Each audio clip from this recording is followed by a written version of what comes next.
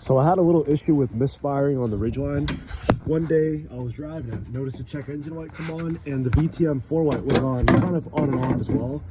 Didn't think much of it, but I went home, plugged in OBD2, checked it, and it was a misfire on cylinder 4 and 6. So that would be number 4 and number 6 right there.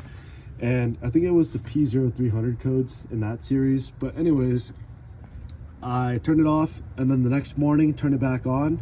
And that day that I noticed the check engine light, it was driving pretty normal.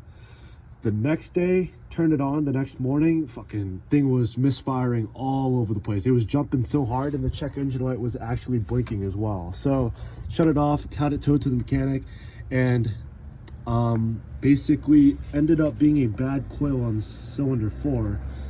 And I guess this one was all right, which is weird, but spark plugs look good. It was just that new coil took care of it.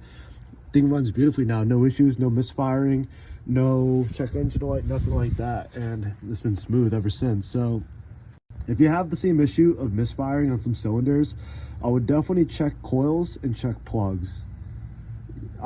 It's probably the most common thing for a lot of people as well, but some people will end up replacing a bunch of other parts and for some reason miss the coils and the spark plugs. So if you've kind of exhausted all options except for those, I would definitely try to take a look at that and see what you can find.